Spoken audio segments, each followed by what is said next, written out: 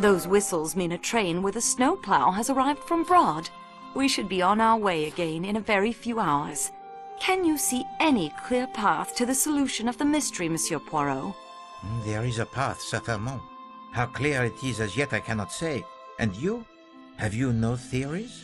So many clues, so many theories. You have hammered the nail on its head, mademoiselle. There are far too many clues, too many theories. Please, to recommence the investigation tout de suite.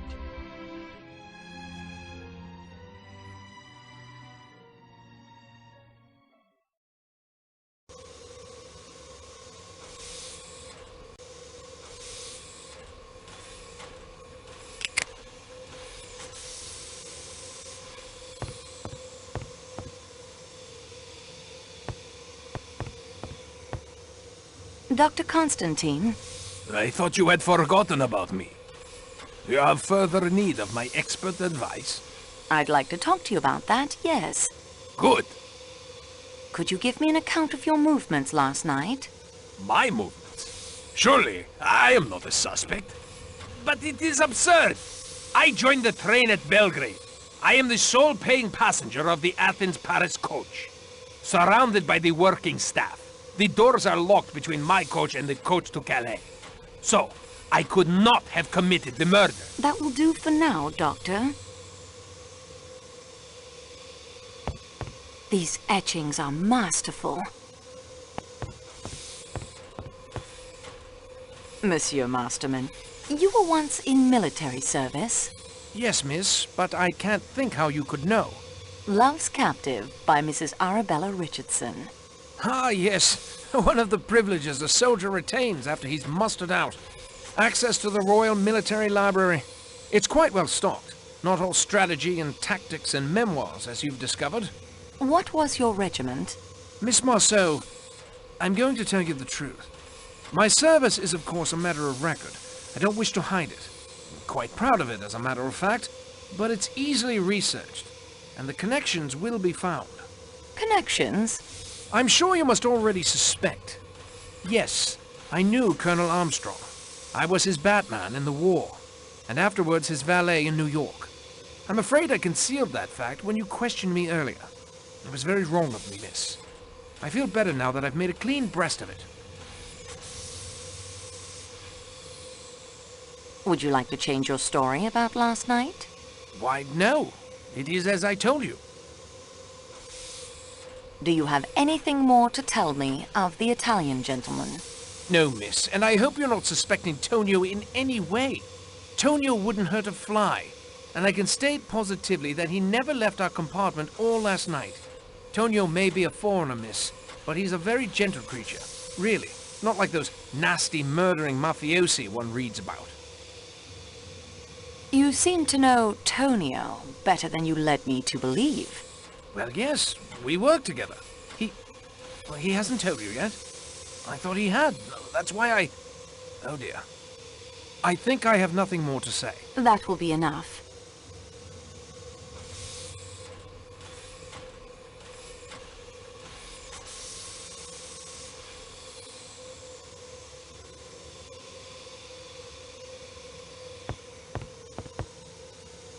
Countess, I'm sorry to bother you again, but I wonder if I might have another word with you. Certainly. Do you remember when I showed you this handkerchief? Handmade, embroidered in Paris, and of course, the letter H. 3 ladies aboard have the letter H in their names. But Madame Hubbard considers such a handkerchief useless. Mademoiselle Debenham's middle name is Hermione, but her handkerchiefs are dainty linen, not expensive. Hildegard Schmidt is a lady's maid, not a lady. Why are you telling me this? It leaves only you and Princess Dragomirov, but her first name is Natalia. It isn't my handkerchief. There is a wet luggage label on your suitcase. Oh? Pulling it back, I found the initials HMK. Well, that is fascinating, isn't it? You told me you have never been to America. I've never been to America. When you say you've never been to America, you say it with an American accent. These questions are pointless. These are observations, Monsieur le Comte, not questions. You take too much upon yourself, mademoiselle. You are not a detective. You are a clerk in a train office, and your employer will hear her a representative of this railway, treated a diplomat and his wife. Why was the grease spot added to your passport and a label to your case? My wife has told you the handkerchief is not hers. There are no H's in her name. Let that be an end to it. Why did you hide your true identity? Surely you can guess the reason. This man who called himself Ratchett murdered my baby niece, killed my sister, and broke my brother-in-law's heart. 3 of the people I loved best and who made up my home, my world. Of all the people on this train, I alone had the strongest motive for killing him. I give you my word of honor. Helena never left her compartment last night. Then the handkerchief is yours. No, it is not. I know I can't hope to make you believe me, but I assure you that is the truth. When we learned who the man was, and that the handkerchief had been found with the letter H near his body, I pointed out to Helena it would be better to remove any connection to her. A luggage label, a grease spot to cover the alteration. What could be simpler? I have read quite a bit about crime, Monsieur le Comte. I hope you will take it as a compliment if I say you have the makings of a very fine criminal. I think I will not take that as a compliment, no. Madame la Comtesse, the motive for the murder lies in the past, in the tragedy that broke up your home. Help me. Take me back into the past. Tell me about your sister's household. What can I tell you? They're all dead, all dead, all dead! Sonia, Robert, darling Daisy. That curly hair, impossible to comb, that sweet, sweet smile. Tell me about the nursery maid who committed suicide. Suzanne. If she was involved, I'm sure it was innocently. Chatting idly with someone, giving the times of Daisy's outings. What was Suzanne's nationality? She was French. What was Suzanne's last name? I was only a child myself at the time. All we called her was Suzanne. Was there a nurse? Yes, a trained hospital nurse. New Daughter was her name. Did you have a tutor or governess, perhaps? Yes, she was a dragon. English. Rather Scots. A big red-haired woman. What was her name? Miss Freebody, if you can believe it. How old was she? She seemed frightfully old to me at the time, but I suppose she couldn't have been more than 40. I know you were only a child at the time, and that the passage of years changes a person, but have you seen anyone on this train who reminds you of any of those people? No, mademoiselle. Pardon me, Count. I still have 1 or 2 matters I would like to discuss. Then please, do so. Did you notice the grease spot on your passport? See it just at the beginning of your wife's first name? These things happen when traveling. Have you remembered anything about last night that might help us? Nothing. Good day, Monsieur le Comte.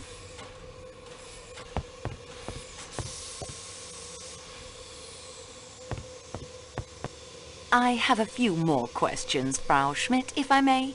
Yeah, of course. How long have you been with Madame la Princesse? 10 years. 15 years, Schmidt.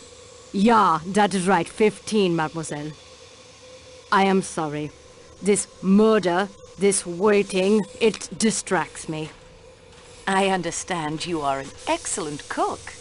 Yeah, indeed. All of my ladies have said so. Your Excellency. Calm yourself, Schmidt. You don't know what you are saying. That is true. I do not know what I am saying. Thank you, Mademoiselle Schmidt.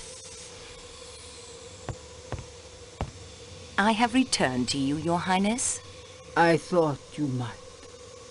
I'm having some difficulty locating the owner of this handkerchief. I am sorry to hear that. If you had asked me, I could have told you it is mine.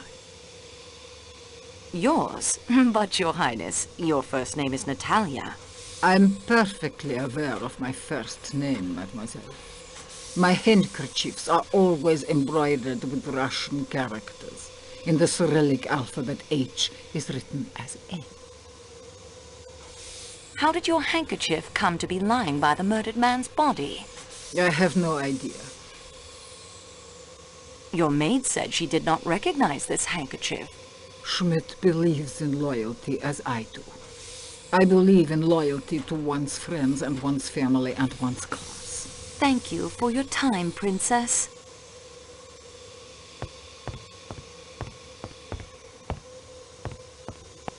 I must attend to my duties, mademoiselle. Perhaps we can speak later.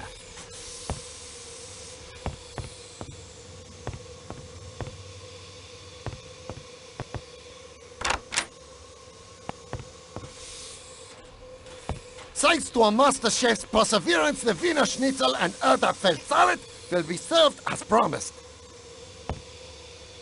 Do not disturb me! Someone has stolen my Black Forest cake batter, and I must make it once more.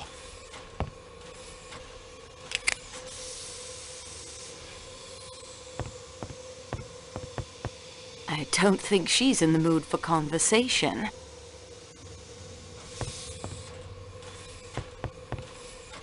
Monsieur Hartman? I owe you an apology, Miss Marceau. You do? I wasn't very polite when we first met outside the station. And I came on kind of strong when you caught me going through Michelle's things. No excuse for it. Fact is, I've always liked French girls. And that's not a lie, just the way it is. That makes my behavior even worse somehow, I think. I'm sorry. Thank you, Monsieur Hartman. I accept your apology. Thanks. So exactly what's up on this train? Seems bughouse to me. To me, too, sometimes. Fire away if you want to grill me some more. Have you done any more investigating of your own? Nope, after you caught me, I figured it wasn't worth it. Snooping around might make me look guilty. I've been sitting tight. It seems obvious the murder is tied to the Armstrong kidnapping. How did you and Poirot get wise to that? That's what I'd like to know. We guessed. Okay, I'll pretend I believe that. You were not the gardener at the Armstrong house, were you? They didn't have a garden. I'm beginning to believe I'm about the only one on this train who had no connection to that case. Have you any ideas of your own about the crime?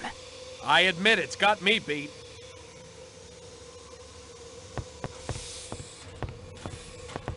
I understand we'll be underway soon.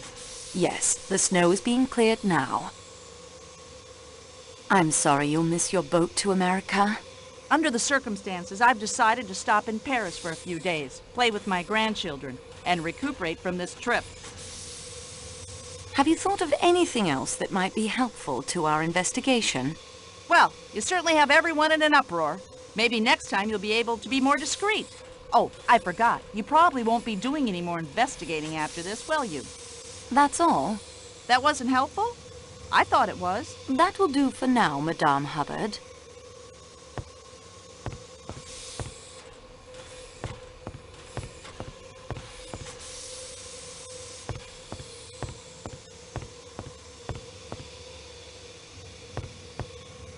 Signore Foscarelli, I'm here for the truth.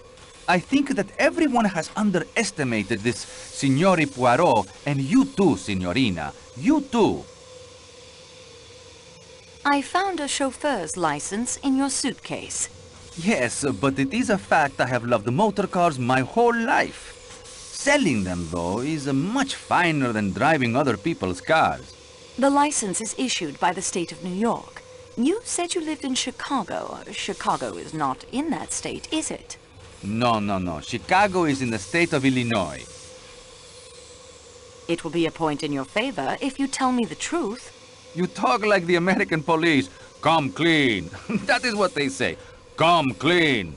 You were arrested by the American police. Was that in New York? Arrested? No, never. They could not prove anything against me. Don't you think you should come clean, monsieur? It is true. I have not been frank with you. The word frank, it is odd, no? It is a man's name, but I think it is correct here. I am not frank. Sometimes, you know, a motor car may not be perfect, but you must make a sale. So you are not frank. You were the Armstrong chauffeur, were you not? Since you know, why ask me? Why did you lie to me? Lie? Lie? I did not lie. I was not frank. Why? I do not trust the Yugoslavian police. They do not like Italians. They would not have given me justice. Tell me about Daisy Armstrong. That little one. She was the delight of the house. Tonio, she called me. They all did. She would sit in the car and pretend to hold the wheel. Such a beautiful little one. Have you been frank about your movements last night? I had nothing to do with that business. It was not I who killed that pig Ratchett. You cannot prove anything against me. That will do for now, Monsieur Foscarelli. Hello again. Monsieur McQueen. I love how you say my name. Will you be serious? I am serious. Sorry. I better be careful. I've realized I'm definitely the most suspicious character on the train. All you have to do is find a will in which the old man left me all his money, and that'll just about clinch it. Is there a will? Not that I know of. He'd never leave me a cent, really. I was just useful to him. Languages and so on. I'm no linguist, but I can get by in German and Italian and French. You told me you knew Sonia Armstrong. Yes, I did.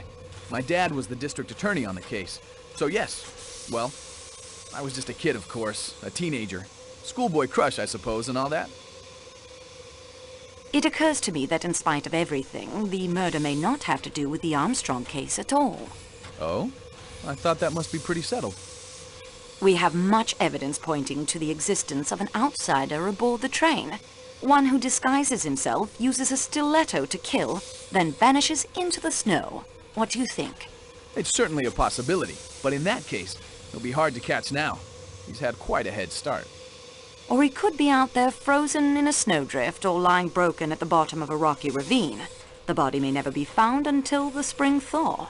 Well, that conjures up an unpleasantly graphic image. You seem to really enjoy this stuff. I enjoy the investigation, monsieur. I certainly do not enjoy the fact that a man has died.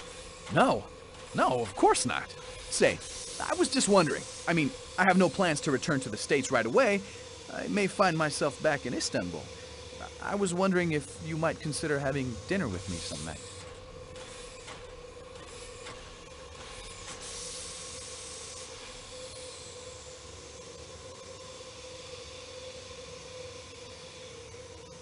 I might consider it if you promise to relax. Relax? Sure, you bet. You will? Say, that's swell. Well, had a good rummage through my kit, I expect? Yes, thank you. There is still some information I think you might be able to give us. Indeed? I hardly think so. Is that pipe cleaner one of yours? Don't know. I don't have them monogrammed. Can you tell me how the pipe cleaner came to be in Monsieur Ratchett's compartment? Haven't a clue. Did you go into Monsieur Ratchett's compartment at any time? I've never even spoken to the man. You never spoke to him, and you did not murder him. If I had, I should hardly be likely to acquaint you with the fact. Ah, well, it is of no consequence. Oh? Monsieur Poirot has told me he can think of 11 excellent explanations of its presence. Not now, when it's all over, when it's behind us. Is that a quote? Mademoiselle Debenham said those words to you at Sakeki Station in Istanbul. Tell me to what those words referred. Why don't you ask Miss Debenham? I will. You have nothing whatever against her. I'm sorry, but you're wrong. We know that Mademoiselle Debenham was governess in the Armstrong household at the time Daisy Armstrong was kidnapped. The devil, you say? If Mademoiselle Debenham is innocent, why did she conceal the fact? I have no idea, but your suspicions are utter rot. Why did Mademoiselle Debenham tell me she had never been to America? You better ask her. I still think you are wrong. You're making a serious mistake. I think it is you, Colonel, who have made the mistake.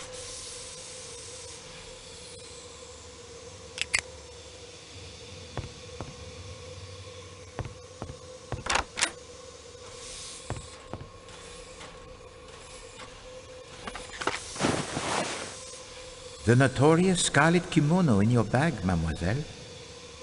Well, of all the nerve.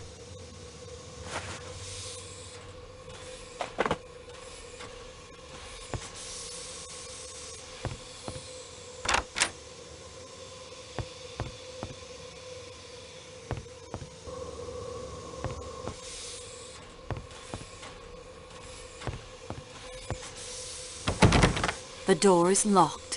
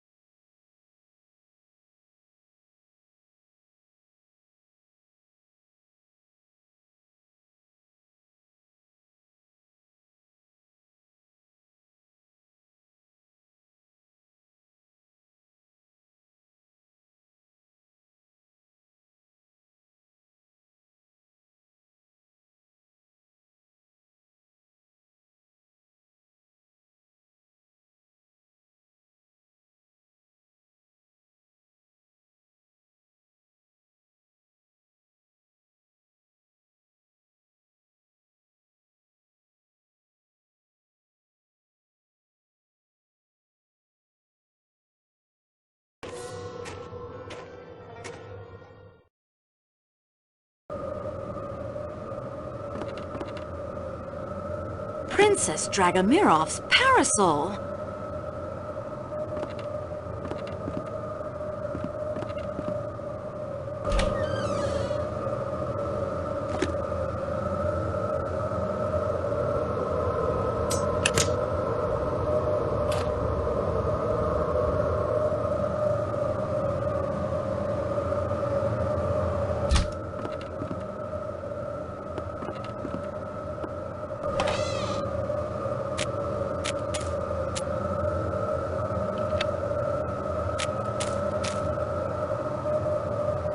The most generous of kidnappers. Are all your belongings restored to you? Nothing to see.